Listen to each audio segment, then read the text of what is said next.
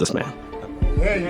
So coming in, there were just a multitude of things that we... A mother loses her teenage son to something on his phone. Then she walks into the most powerful room in America and points at the men who built it. Why? The movie begins in a Senate hearing room. A senator named Hawley leans into his microphone. He asks a tech leader, Mark Zuckerberg, one blunt question. Is there truly no link between social media and the pain of teenagers? Zuckerberg says we should look at the science, but Hawley reads Zuckerberg's own company's study back to him. It admits their app makes body image worse for 1 in 3 teen girls. Hawley points to families seated in the room, holding photos. He asks Zuckerberg to apologize to them. Therefore, the whole film sets out to answer one question: what has all this screen time done to us? Rewind. People describe getting their first smartphones. It felt like a small miracle in your pocket. Like a lot of young people, they figured, what could possibly go wrong? Therefore, the warnings start stacking up. Less sleep, more worry, worse grades. Doctors begin calling screen time the public health issue of our time. One young woman keeps asking a question. Her name is Tricia, and she wants to know, do you remember the world before phones? She remembers waiting in lines with nothing to do. Boredom, uncertainty, showing up at her friend's house unannounced. Those empty spaces, she says, left room to notice each other. Tricia lays out the timeline. She is born in 2000. Facebook launches in 2004. The iPhone arrives in 2007. Her whole adolescence is rewired in a few short years. Therefore, Tricia builds a career in responsible tech and founds a movement called Rethink. But as a teenager, she lived the opposite of technology as a force for good. Online, she meets a narrow ideal of beauty that looks nothing like her. Quietly, it chips away at her confidence. The faces, the images, the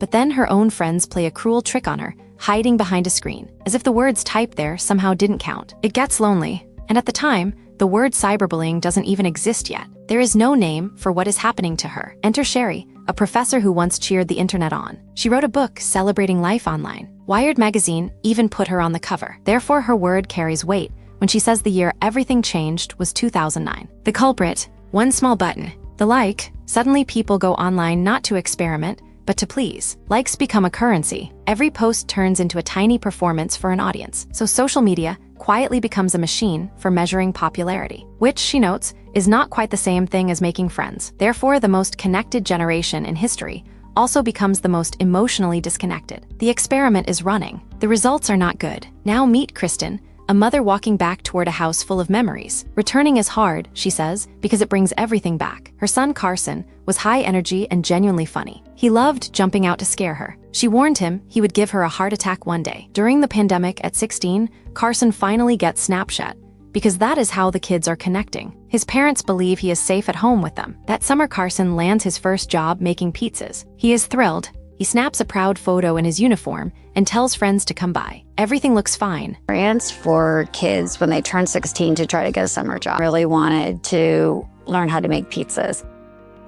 And we were just over the... But it is not fine. For months, behind anonymous apps, Carson has been tormented by a group of peers who hide their cruelty behind anonymity. One quiet morning, Kristen wakes early. She notices Carson's bedroom door open and his bed empty. She thinks nothing of it. Then she looks at her phone. There is a message from Carson about ending his life. She jumps up in horror and races to the garage. Carson has taken his own life. He would have turned 20 that November. Tricia sees the headlines back in 2021. Years later, she finally meets Kristen. She calls her a force, and their two paths begin to join. Meanwhile, the nation's top doctor sounds the alarm. In a school of 1,000 teens, hundreds feel hopeless, and far too many have considered ending it all. Kristen opens Carson's phone. It reveals hundreds of cruel, sadistic messages from a handful of his peers. He had reached out because he was lonely, and this is what came back. The app behind it, called YOLO, had promised to reveal and ban anonymous bullies. So Kristen reaches out 4 times, asking who did this. She hears nothing back. Therefore, she meets a lawyer, Eric Baum. He believes the app misrepresented itself,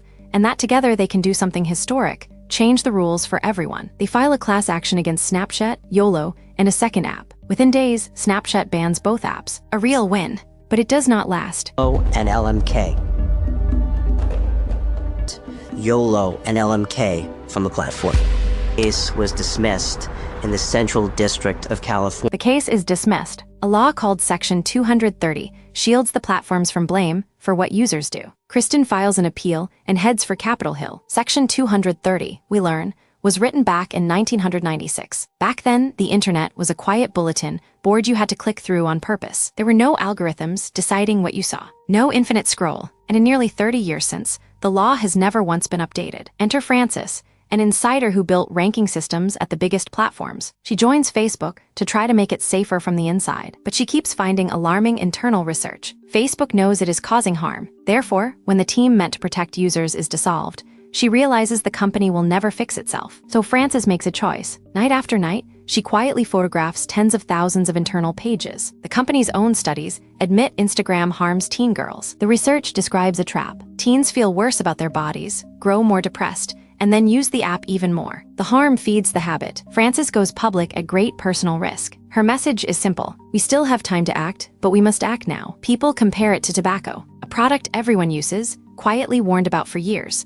while the companies grading their own homework insist it is all fine. Something that seems innocuous, that everybody's doing, and there's sort of this set of warning signs. We have the whistleblowers who are telling us the truth. But here is the cruel irony. Social media itself keeps us from focusing on the problem. A horrifying headline appears, then a dancing panda, and we scroll right past. So Trisha takes her mission abroad, sitting down with young people who want to rewrite the rules of life online. She introduces Rethink. She calls it the first tool to stop cyberbullying before it happens. The idea is almost embarrassingly simple. When you try to post something hurtful, it gently asks, "Are you sure you want to say this?" It just makes you pause and think for 1 second. In her study, 93% of teens given that pause changed their minds. Turns out, we know right from wrong. We just forget it while staring at a screen. Someone in the crowd asks the obvious question. If it is that easy, why don't the giant platforms just do it themselves? Because toxic content works. When something horrifies you, you cannot look away. And your eyeballs, she explains, are exactly what makes them their money. More parents step forward with the same wound. Alex was linked to a dealer on Snapchat. What he thought was medicine turned out to be deadly. He lost his life the very same day as Carson. Then there is McKenna, 16, viciously targeted online. She tried leaving her phone in another room, but the messages were inescapable, and she too took her own life. Therefore, the grieving parents unite behind a bill. It is called COSA. It would force platforms to protect kids, report the harms they cause, and stop targeting children with ads. Big tech is dead set against it, because safer kids means smaller profits. Now the only question is whether ordinary parents can beat the richest companies on earth. So improve children's well-being and mental health immeasurably.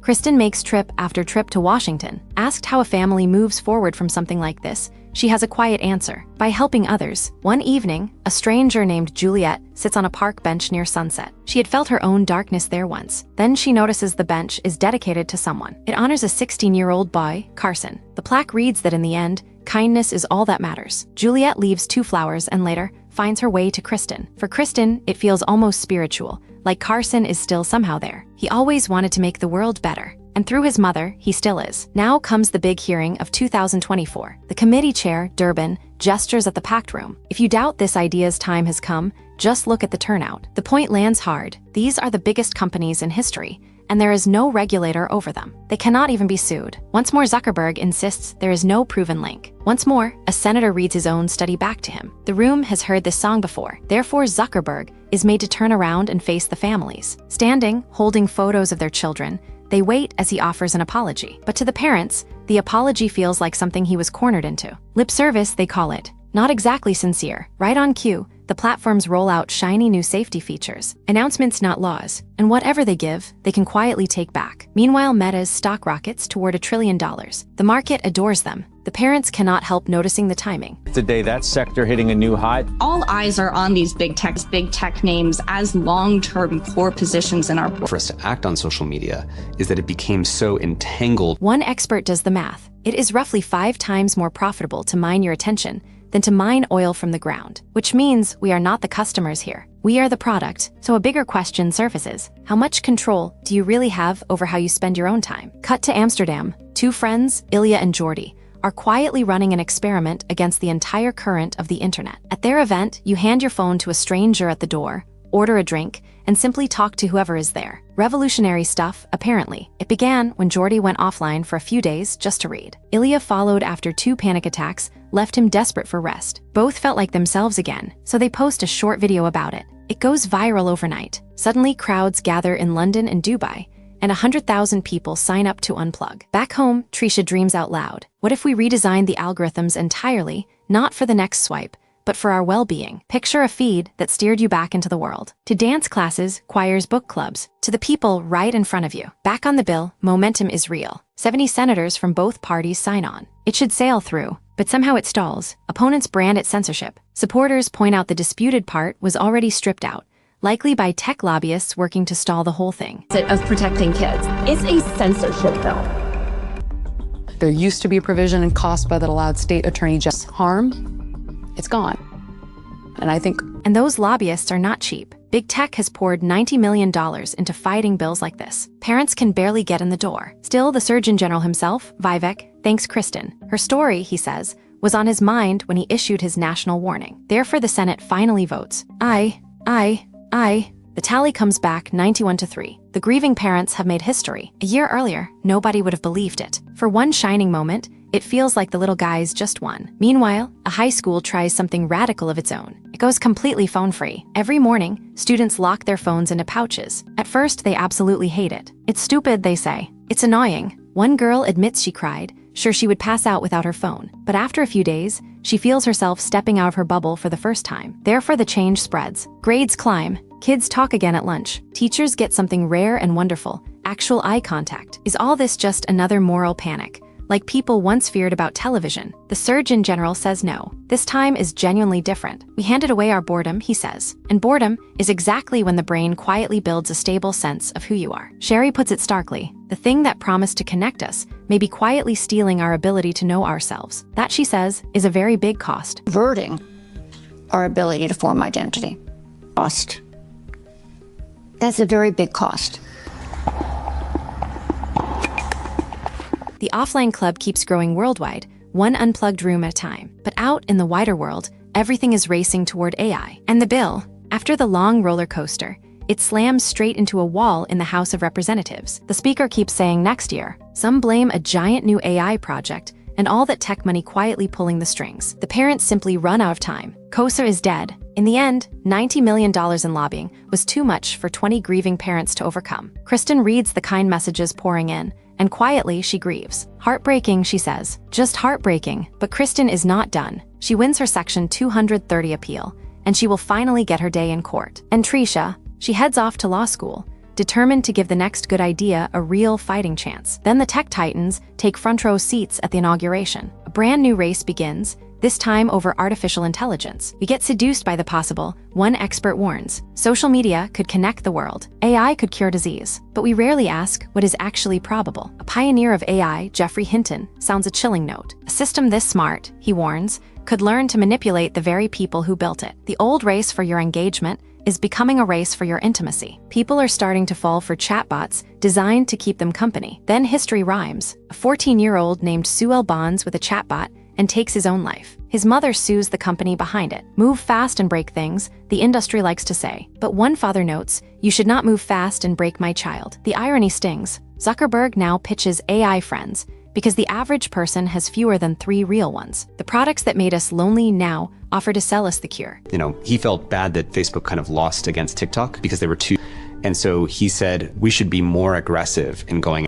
There's the stat that I always think is crazy. The average American... A chorus rises against it. Enough is enough. Build a future where children are protected. The words repeat like a drumbeat. 5 years after losing Carson, Kristen no longer feels alone. Young people are stepping up beside her. The numbers grow bigger by the day. Frances offers a reminder. Every great change in history started the very same way. One person simply talking to another. Tristan reaches for an image. We once saved our national parks and said, this land is not for drilling. Maybe a child's mind, he says, deserves the same protection. And Trisha lands the point. When you put profit over people, that is a choice. You could always get a little creative and do both. At the very end, children are asked to picture their most meaningful memory. Not one of them pictures a screen. Every answer is the sun, the stars, or the people they love. One phone-free kid shrugs about social media. It takes up too much time, he says, and some of what people post is just unkind. He is in no rush to get a phone. He is grateful, he says, that he gets to wait a little longer. The parents never got their law, but they lit a candle instead of cursing the dark,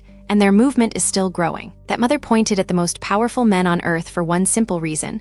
A phone reached her son, and no one would stop it. So here is the question, worth your full attention. How old should a child be before their first phone? Tell me your number in the comments.